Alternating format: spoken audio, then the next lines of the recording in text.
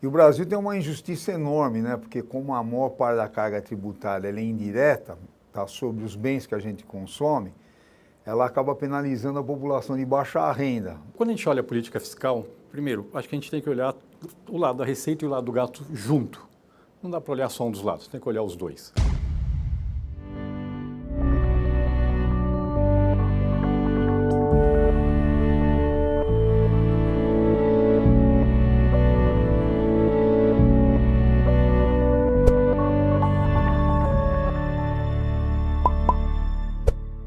Olá, nós estamos aqui para um debate sobre reforma fiscal no Brasil para o curso Um Brasil Sustentável.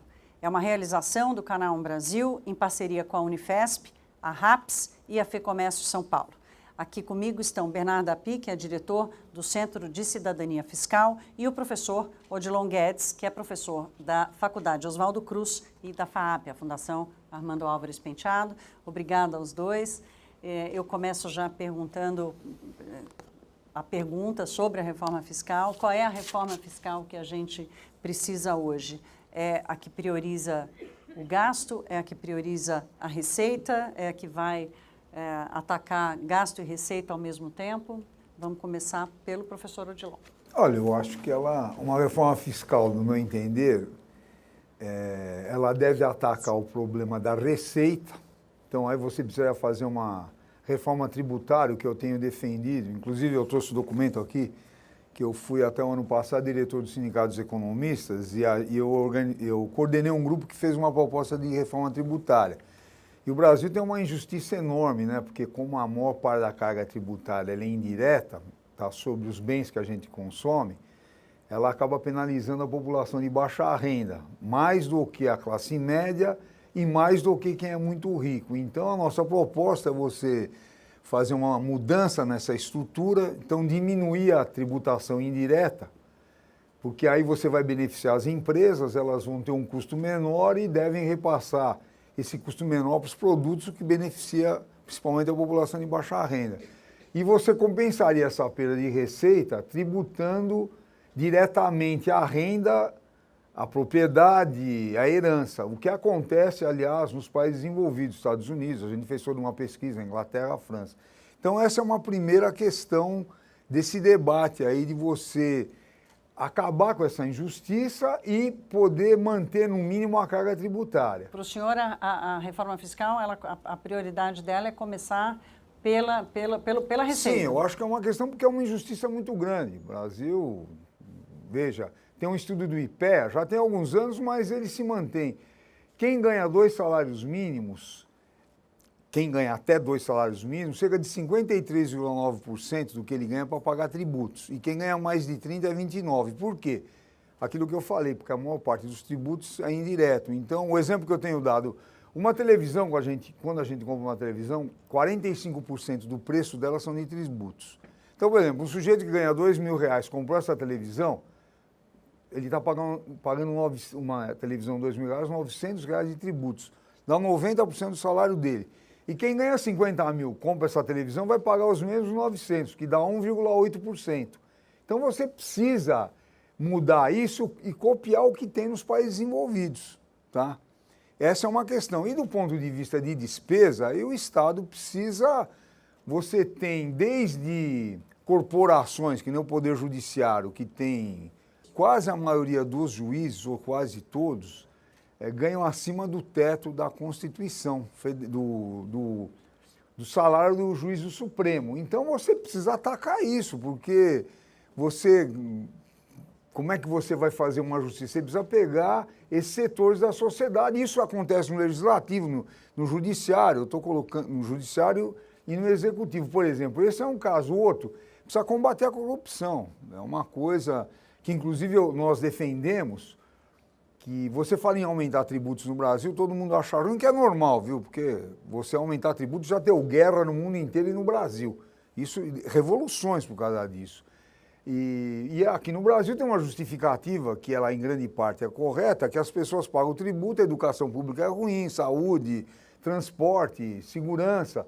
Então o Estado precisa melhorar isso. Agora, como, né? Uma das formas é você combater a corrupção, é a sociedade participando mais aí, ajudando a fiscalizar o poder público, tá certo? E ainda mais hoje em dia com a internet, com todos esses aplicativos, daria para você seguir as execução orçamentária, essas questões todas. Então, inicialmente, para colocar a questão, eu acho que você precisa mexer na estrutura tributária, combater o desperdício, tá certo?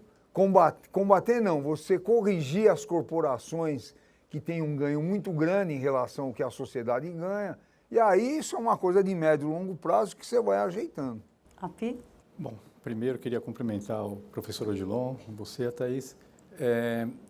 Quando a gente olha a política fiscal, primeiro, acho que a gente tem que olhar o lado da receita e o lado do gasto junto. Não dá para olhar só um dos lados, tem que olhar os dois. Política fiscal é os dois, é como eu arrecado e como eu gasto. Segundo, eu acho que nós temos 3 dimensões da política fiscal que têm que ser consideradas. E, de novo, simultaneamente, olhar só para uma delas normalmente leva a conclusões equivocadas. Quais são essas 3 dimensões? Primeiro, a dimensão quantitativa. Qual é a trajetória fiscal do país? Ela é sustentável? Segunda dimensão... Por trajetória fiscal, você diz a quantidade de gasto ou o tamanho do Estado, o custo do Estado? No fundo, nós estamos falando basicamente, estou falando na soma da receita e da despesa, estou falando do déficit público, a trajetória da dívida pública. Então, hoje aqui no Brasil, nós estamos numa trajetória explosiva da dívida pública.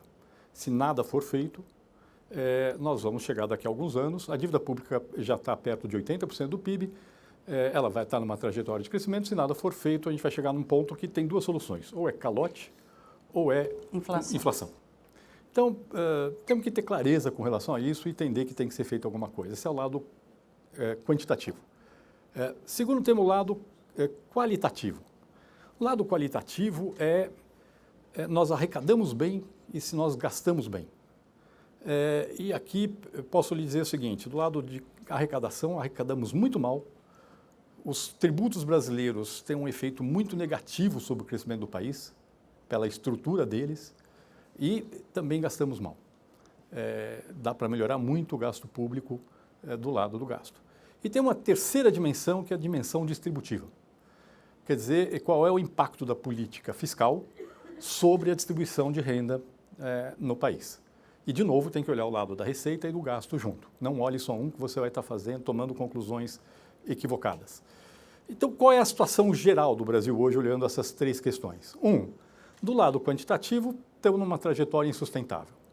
E aí a gente olha para o passado e vamos ver onde é que está o problema. O problema, olhando para o passado, é o ritmo de crescimento das despesas. Se a gente pegar os últimos 25 anos do Brasil, a despesa pública cresceu 6% ao ano acima da inflação em média. 6% ao ano em cima da inflação. Quanto a gente gerou de riqueza nesse período? Pois é, uma questão. Foi um período de relativamente baixo crescimento do país, exceto quando o mundo ajudou. Então, obviamente, temos um problema.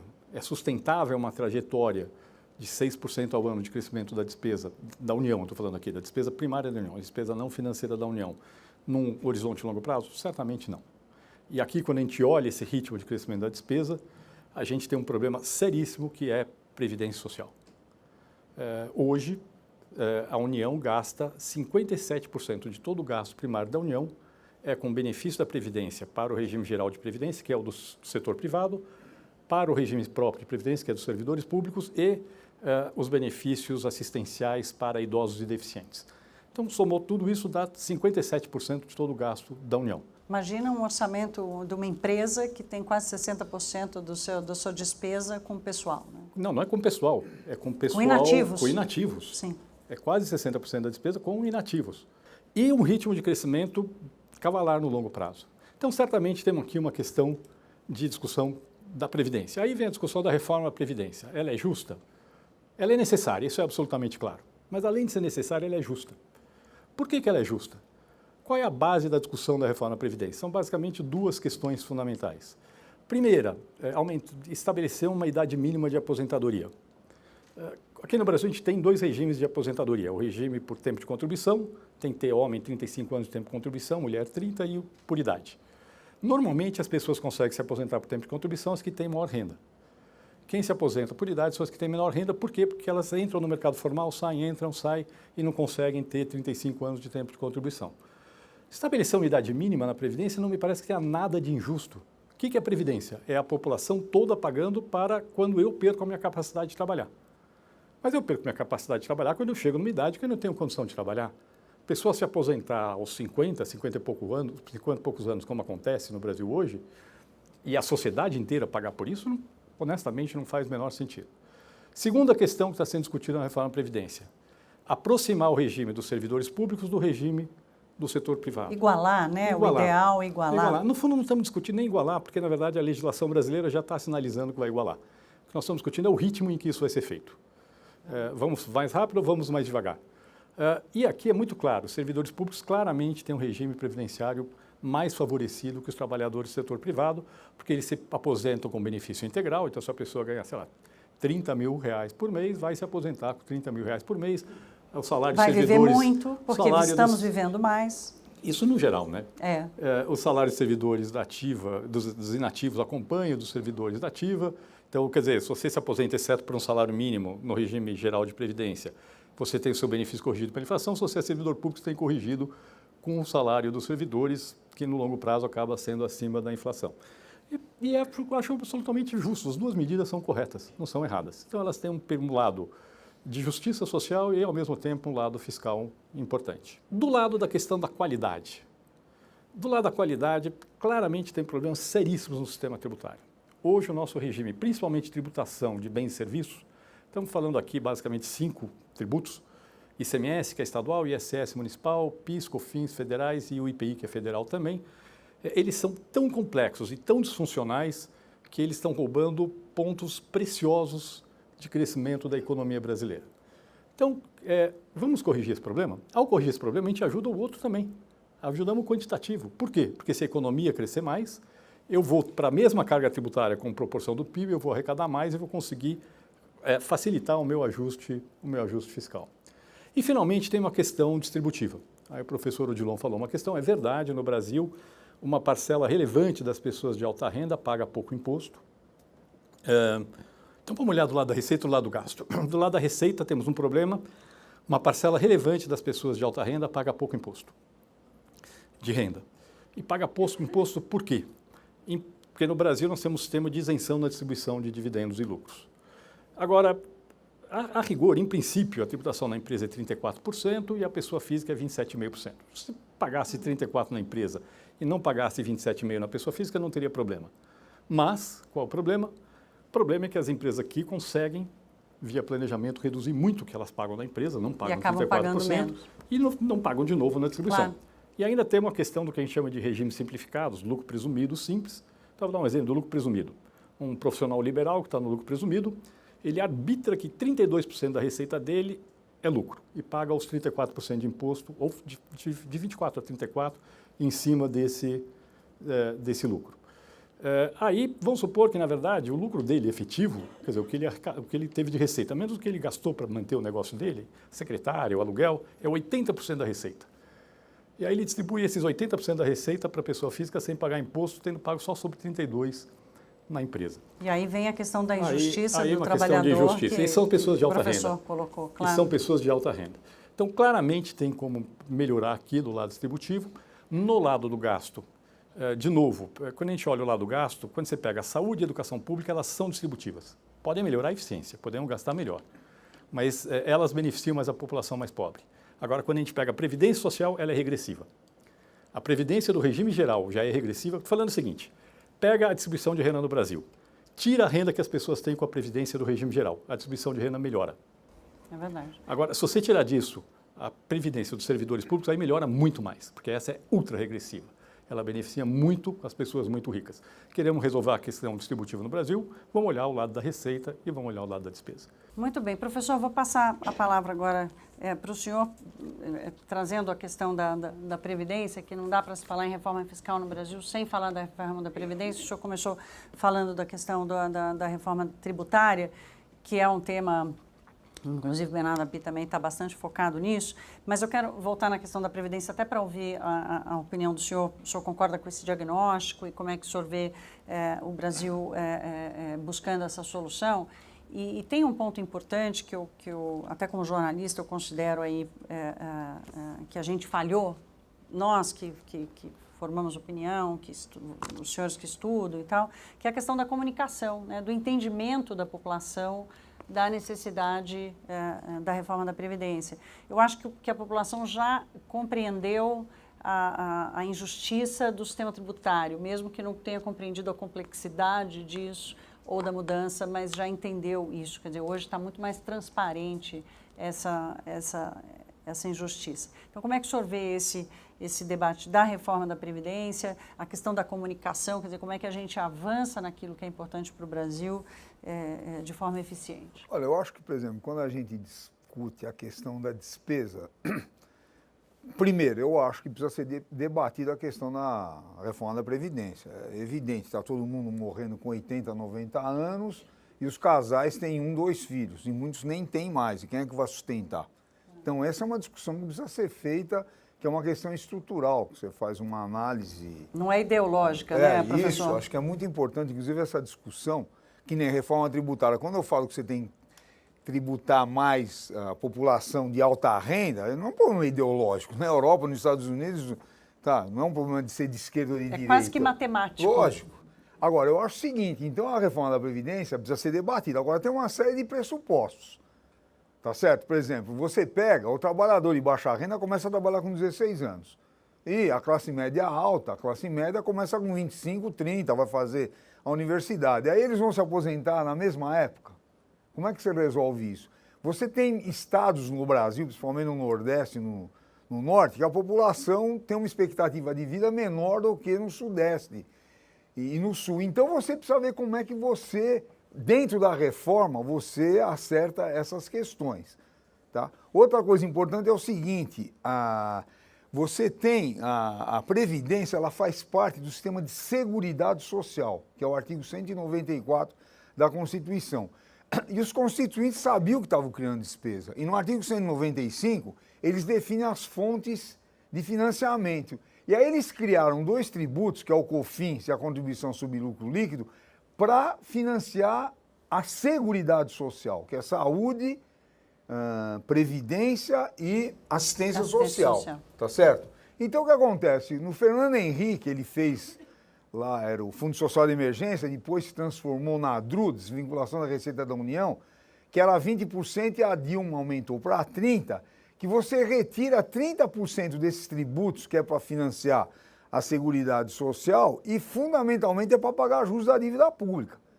E aí, por exemplo, entrando nessa discussão da qualidade e da despesa, que não se discute quase isso, o Brasil paga, apesar da Selic estar 6,5%, ela caiu muito, ela ainda continua sendo... Porque quando a gente discute taxa de juros, você tem que diferenciar a taxa nominal, que é a Selic, da taxa real, que é a Selic menos a inflação. Então, hoje... A taxa real está uns 3,5%, 3% ao ano, que é uma das mais altas que tem no mundo. Só que no governo Dilma, Lula e Fernando Henrique, principalmente, a taxa real foi brutal. Então, um dos motivos do crescimento da dívida pública foi o pagamento de juros da dívida pública. Eu fiz um levantamento recentemente, entre 2012 e 2016, o governo pagou 1,980 bilhões de juros, tá? Então, veja, quando você discute, essa é uma questão que não tem debate quase, já se dá de barato que você tem que pagar. Então, você tem que, desde abaixar a taxa de juros, é um outro debate que tem que ser feito, e melhorar a qualidade da despesa, tá certo? Porque, por exemplo, como é que você faz aí? Se você abaixar a taxa de juros, você vai economizar muito, tá certo? Aí tem toda a discussão, porque... Hoje em dia, por exemplo, se abaixar a taxa de juros, aumenta a inflação? Eu acredito que não, porque você tem um desemprego enorme, você tem um espaço para a economia... Com esta conjuntura atual, com esta conjuntura, né, professor? Então, a questão da Previdência é um debate que precisa ser feito, tá certo? E aí entrar nos detalhes, um debate aberto, tá desideologizado do ponto de vista, porque esse é o futuro de quem vai se aposentar, tá? E como é que você resolve isso? Aí, então, tem que acabar com a DRU, receita da Seguridade Social tem que ser da Seguridade Social, tá certo? Como é que você trata? Você, para ser justo, os diferentes você tem que tratar de forma diferente, tá? Então você tem que ver isso. Essa questão da área pública, um sujeito lá, eu estava vendo, a Pi pode até me corrigir, a média da aposentadoria do Poder Judiciário parece que é 26 mil. 26 Pô, mil. como é que faz, pessoal? Isso, tem esse detalhe, a maioria dos juízes ganham acima do teto e tudo bem, e ganha auxílio moradia e tudo bem, tá certo? Então são questões que precisam ser qualificadas, que o debate da Previdência, eu acho que tem que abranger todas as despesas públicas e todas as receitas para situar a Previdência nisso. É como eu vejo. Eu vou puxar agora a conversa um pouco para o orçamento, que no final é a partir dele, né, que as decisões são tomadas, né? O orçamento federal, especialmente, é cheio de amarras, né? O professor citou aqui a Constituição de 88, que criou vários direitos, né? E a gente aprendeu rapidamente o conceito do que é um direito e estamos muito preguiçosos para entender a questão dos deveres ou até mesmo como cumprir, né? Como atender a tantos direitos, porque alguém tem que custear isso. E aí, Api, eu quero passar essa pergunta para você, porque essas amarras da Constituição, elas estão muito ligadas à questão do poder político, da estabilidade política, quer dizer, do ambiente institucional e político para fazer essas mudanças. Você acredita que o Brasil amadureceu nessa questão de como tratar o orçamento, de como tratar a questão dos direitos, porque isso está totalmente ligado, por exemplo, ao custo das aposentadorias e da seguridade social? Vamos tentar olhar um pouco essa questão que a gente chama de rigidez orçamentária. Okay, o Brasil, de fato, o orçamento é muito rígido. O que sobra para o governo conseguir controlar do orçamento, na hora que você tira os gastos obrigatórios, pessoal, previdência, eu não posso deixar de pagar a folha de salário e as aposentadorias. E quando eu considero toda a rigidez que existe, que esse é um problemaço do Brasil, que é toda a receita está vinculada a alguma coisa ou a várias coisas. E isso tira um enorme espaço de discussão democrática de como arrecadar e como gastar. Inclusive do que é a prioridade neste momento. Então, desse ponto de vista aqui, inclusive, eu queria discordar do professor Odilon. Eu acho a ideia do orçamento da Seguridade Social um dos maiores erros da história brasileira. Por quê? Porque nós pegamos o orçamento e dividimos em dois e falamos, olha, é o seguinte, esse daqui não comunica com o outro e eu não posso decidir o que é prioritário entre os dois. Então, saúde está no orçamento da Seguridade, e é universal, e educação não está. Por que saúde tem que ter receita vinculada e educação não? Alguém pode me explicar? Não tem motivo nenhum. E o que acontece no Brasil? Quando você pega os principais impostos, tributos federais, eles estão totalmente amarrados. Então, COFINS está amarrado à Seguridade. Aí pega o imposto de renda, que é outro super importante, ele pega dele, vai 49% vai para os estados, municípios e fundos constitucionais, e totalmente amarrado. Então, o que aconteceu, por exemplo, o governo chegou no final dos anos 90 e queria aumentar a receita para fazer superávit primário, que é uma decisão que o governo pode tomar. Falou, estou com um problema fiscal, preciso aumentar. O que ele fez na época? Ele não podia aumentar o imposto de renda, porque se ele aumentasse o imposto de renda, tinha que mandar metade para estado e município. Resolveu aumentar as contribuições sociais, COFINS e contribuição social sobre o lucro líquido. Só que elas estão vinculadas à Seguridade. Mas ele não queria gastar em Seguridade, ele queria fazer primário. Aí ele inventou a tal da DRU, aumentou, na verdade, a tal da DRU. Só que qual é a qualidade do debate democrático que a gente tem sobre... O governo não tinha instrumento nenhum de poder aumentar uma receita nos principais tributos que ele tem, que é tributar o consumo, por exemplo, com a COFINS, ou tributar a renda, para poder fazer o que ele queria fazer, porque o orçamento é todo amarrado, porque está tudo vinculado. Eu acho que a gente tem que desmontar esse sistema. Desmontar. Inclusive, a gente tem no Centro de Cidadania Fiscal uma proposta de reforma tributária que substitui 5 tributos, PIS, COFINS, IPI, ICMS e ISS, por um único imposto, que a gente está chamando de Imposto de Bens e Serviços. E é bem interessante nessa nossa proposta. Primeiro, a gente está dando autonomia, é um imposto só para o contribuinte, mas eles, na verdade, a União, os estados e os municípios têm autonomia de fixar a alíquota. Então, a gente está dando autonomia de gerir sua receita. E nós estamos pegando todas essas vinculações que tem hoje na Constituição e transformando em alíquotas específicas do imposto. Alíquotas que a gente está chamando de singulares, que podem ser gerenciadas individualmente. Então, vai ter uma alíquota desse imposto, da parte da União desse imposto, que é livre. Então, se o governo quiser aumentar a receita para fazer primário, ele aumenta a parte livre. Tem uma parte da alíquota que é da Seguridade Social. Se ele quiser aumentar para gastar na Seguridade Social, ele aumenta aquela parte. Mas hoje ele não pode fazer isso. Ele não pode. Hoje um Estado, São Paulo, se quiser gastar R$1 bilhão mais em segurança pública, que é uma coisa importante, ele vai ter que arrecadar mais de R$2 bilhões de ICMS, que é o principal imposto estadual, para sobrar R$1 bilhão para poder gastar em segurança pública. Porque ele tem que dar 25% para os municípios, do que sobra 25% para a educação, 12% para a saúde. Então está errado. Que país é esse que eu não posso chegar para a população e falar, eu quero aumentar R$1 bilhão de receita para gastar R$1 bilhão a mais? O Brasil não permite a gente fazer isso. O debate democrático sobre orçamento se perdeu no nosso país, completamente. Há um distanciamento enorme entre, até a PI já estivemos juntos em outras situações, professor, em que eu disse à PI que ele criou um centro de estudos que uniu cidadania, as duas palavras, cidadania e fiscal, no mesmo conceito, que na verdade são dois conceitos que deveriam estar caminhando juntos desde sempre, né? Porque não tem nada mais cidadão do que você acompanhar de perto como é a aplicação do dinheiro público, que é aquele que a gente paga de imposto.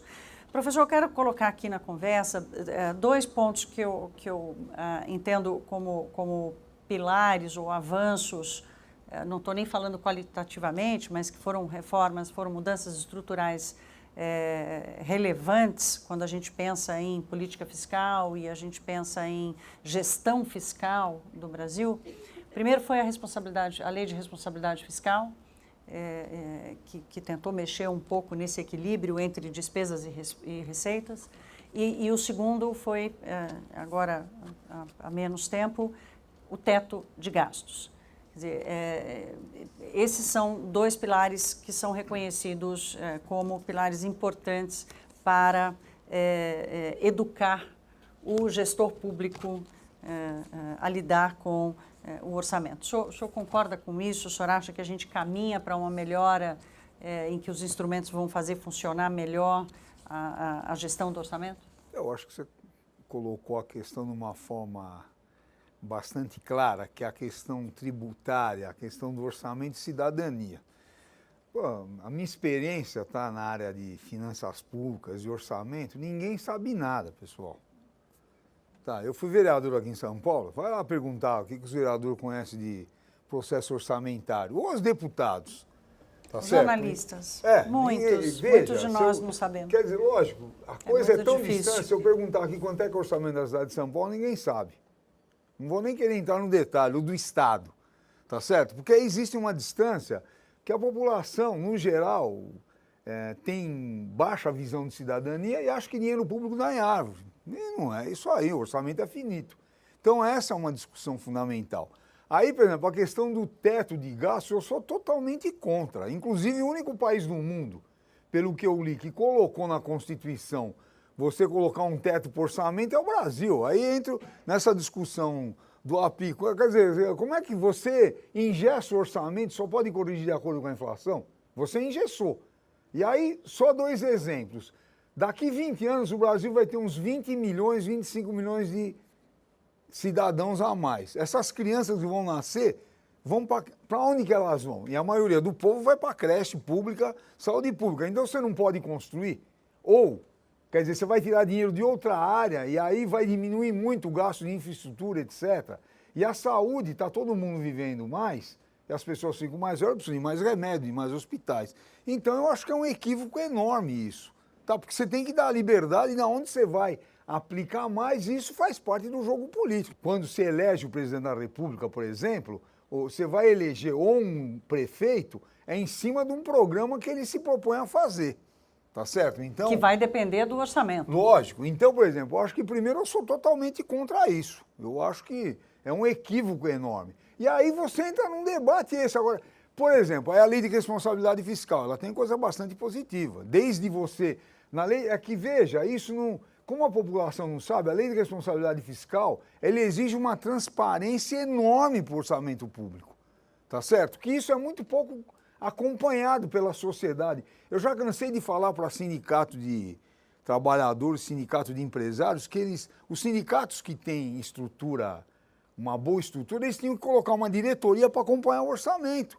Porque a maioria da empresário e trabalhador pagam tributos. Precisa saber onde é que está sendo gasto esse dinheiro. O trabalhador, o filho dele está em escola pública, em saúde pública. Quanto é que é o orçamento? Ninguém sabe absolutamente nada. Então, por exemplo, pegando essa questão, por outro lado, a lei de responsabilidade fiscal, você não pode mais, no último ano de mandato, endividar fazer obra, como acontecia muito, e largar para o próximo prefeito, ou governador, ou presidente, que é uma coisa muito positiva. Agora, tem alguns problemas que a lei de responsabilidade fiscal, ela colocou uma trave em relação ao gasto público.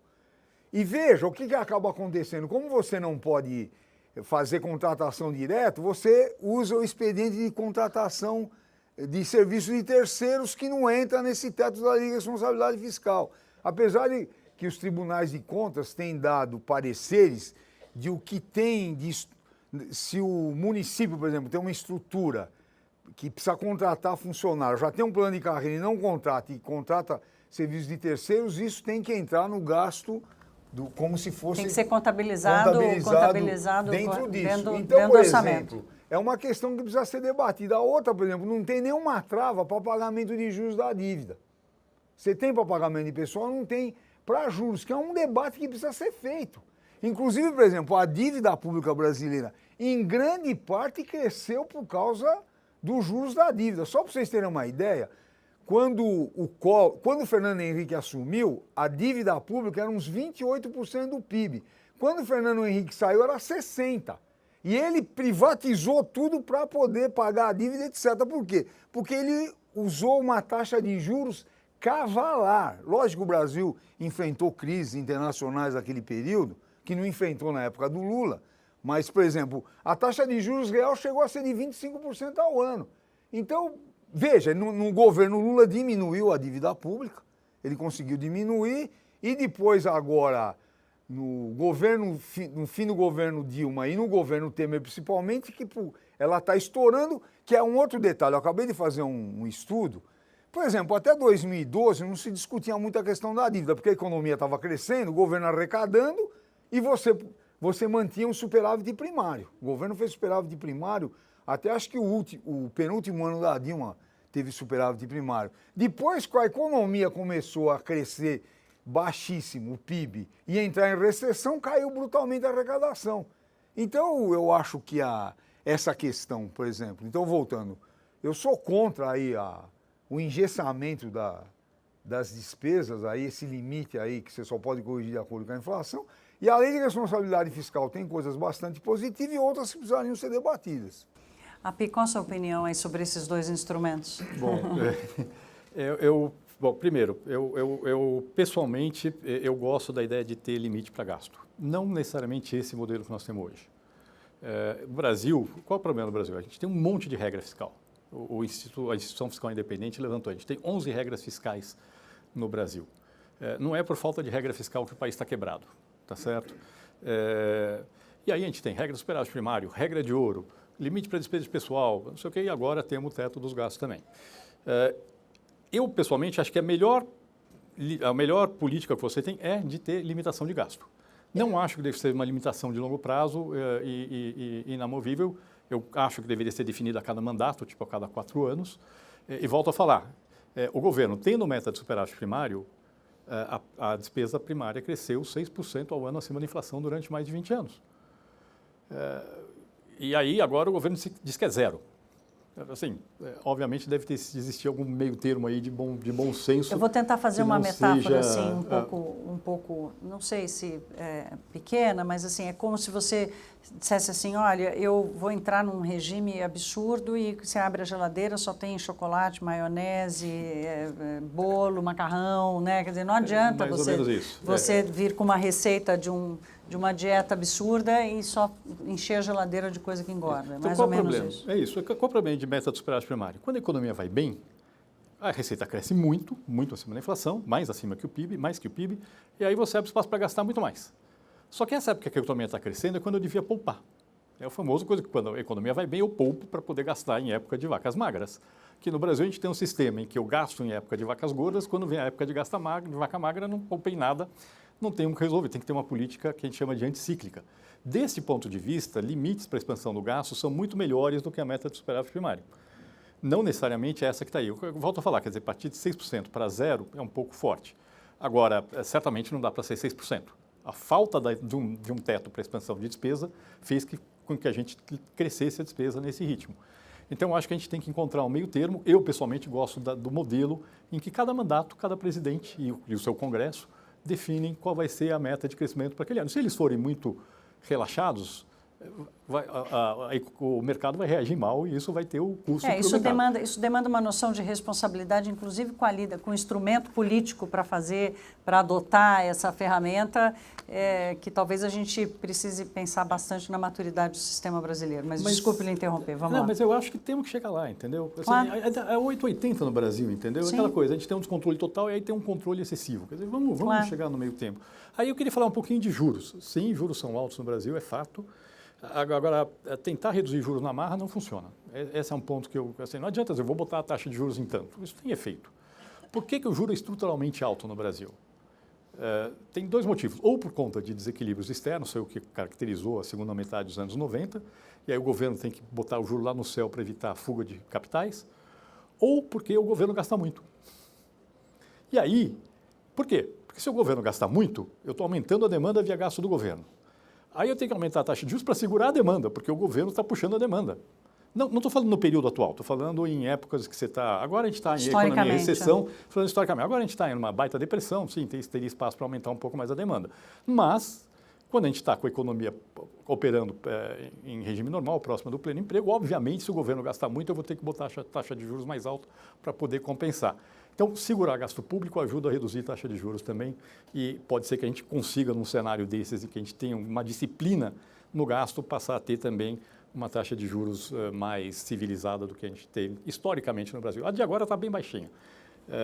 Mas ela vai ter que durar muito tempo para ela fazer o efeito desejado, né? Com certeza. Olha, o debate vai chegando ao fim. Eu tenho uma última pergunta aqui que eu queria colocar, até porque é o tema do curso que tem a ver com a sustentabilidade. Eu queria trazer aqui o tema do instrumento do benefício fiscal, né? Hoje o Brasil está fazendo um debate enorme, a gente está se dando conta de quanto custa manter tantos incentivos tributários, desonerações, quer dizer, quem a gente escolhe que paga ou não paga imposto. E a questão da sustentabilidade, de como a gente está tratando o meio ambiente e a forma de crescer e se desenvolver, é um tema que está meio perdido no Brasil, porque a gente está com outras questões mais urgentes, mas ele é importante também, ele é necessário. Então, eu queria ouvir dos dois, como é que vocês veem a questão do benefício tributário para empresas consideradas empresas sustentáveis. Quer dizer, esse é um instrumento que funciona e que precisa ser efetivo no Brasil para que a gente, mesmo que enquanto a gente esteja discutindo grandes questões, a gente não deixe de fazer o que é importante para o desenvolvimento do país. Apesar de que eu acho que essa é uma grande questão, porque só a gente acompanhar claro que sim. A questão do aquecimento global, sim. Toda essa situação, isso tudo tem que ter uma intervenção do Estado para resolver isso. E o que é, desse ponto de vista? É como o Estado, ele participar disso e incentiva as empresas a melhorar sua qualidade de produção, despoluir a produção ou impedir a poluição. E isso ele precisa usar esse instrumento que ele pode desonerar. Porque, veja, eu acho que é uma coisa muito importante. O Brasil, entre 1945 e 1980, foi a economia que mais cresceu no mundo capitalista. 7% ao ano. Com a crise da dívida externa, você desarranjou tudo. E a partir da década de 80, você não mais discutiu o plano. O Brasil teve o plano do Celso Furtado, você teve o segundo PND. Com esse desarranjo, a gente ficou discutindo como controlar a inflação. E perdeu essa noção de planejamento. Porque, por exemplo, essa questão de você preservar o meio ambiente tem que fazer parte de um planejamento geral. Da sustentabilidade. Tem que ser um projeto de país, Tem que ser um projeto de país e aí dentro desse projeto, você vai chamar os especialistas, que não é o meu caso, para discutir que tipo de produção tem que ser incentivado, que tipo de desoneração você pode dar, não é fazer de qualquer jeito, é dentro de um plano geral. Isso é possível. E aí, por exemplo, essa questão que o API colocou, essa questão do debate democrático. Orçamento não tem, pessoal. Não, mas nem o governo faz isso direito. Então, e a sociedade que tinha que participar disso. Tá, e o governo ele não pode se submeter a lobbies, ele tem que pensar o conjunto do Brasil, como você vai resolver os problemas. Então, eu acho que é pertinente, tem que ser feito, tá certo? E chamar os especialistas e fazer um debate para saber como que você usa esse instrumento fiscal para melhorar a qualidade de vida e ajudar a melhorar aí a situação do meio ambiente. Não, a questão ambiental é super importante, a questão de sustentabilidade é extremamente importante. A questão é escolher o bom instrumento para fazer isso. Se você for olhar, na prática, você vai descobrir que quando você tem questões ambientais, é muito melhor você tributar a externalidade negativa do que desonerar a positiva. É muito mais eficiente no geral. Então, vamos tributar a poluição, vamos tributar a emissão de carbono, em vez de tentar desonerar aquilo que está gerando menos, porque é menos eficiente. Normalmente, quando você faz a desoneração, você acaba tendo vazamento de benefícios, você beneficia quem você não queria, é uma coisa menos eficiente. E é uma coisa bem interessante, no desenho de um bom sistema tributário tem espaço para tributos ambientais. E não estou falando para aumentar a carga tributária, estou falando o seguinte, cria tributos ambientais e reduz outros tributos que são mais distorcivos, tá certo? E a gente vai ficar com um sistema tributário melhor, uma economia mais eficiente do ponto de vista econômico e mais eficiente do ponto de vista ambiental. Então a gente precisa tomar muito cuidado, aquela coisa que eu falei, a gente costuma pegar e falar, meio ambiente, então vou falar em desoneração. Não, vamos olhar o que é mais eficiente. É mais eficiente cobrar imposto, em alguns casos sim. De quem erra. Vamos cobrar o imposto de quem está prejudicando o meio ambiente, que normalmente é mais eficiente do que eu tentar usar o instrumento tributário da desoneração. Esse é um problema do Brasil, aliás, que tem a ver com aquela história que eu falei da rigidez orçamentária, de que todos os impostos estão todos amarrados. O que acontece no Brasil? A gente, embora muitas vezes seja mais eficiente, inclusive fazer política, em vez de desonerar, usar um subsídio via orçamento, porque o nosso orçamento é todo amarrado e os tributos são todos amarrados, a gente acaba muitas vezes usando o instrumento tributário de desoneração para fazer política pública que devia estar sendo feita no orçamento. Então a gente perde a discussão democrática daquilo que eu quero fazer de prioridade, porque eu resolvo desonerar e depois fica lá anos ninguém discutindo, porque aquilo é dinheiro público. Claro. Qualquer desoneração é a receita que eu estou perdendo, é dinheiro público que eu estou usando para alguma coisa que ninguém avalia e não entra no orçamento. Se a gente tivesse um sistema menos rígido na arrecadação, a gente provavelmente conseguiria ter um sistema menos rígido no gasto e fazer menos política via desoneração tributária e mais política via orçamento, que é mais democrática. Tá ótimo. Muito obrigada. Obrigada, professor. Obrigada, Bernardo Dapi. Até uma próxima.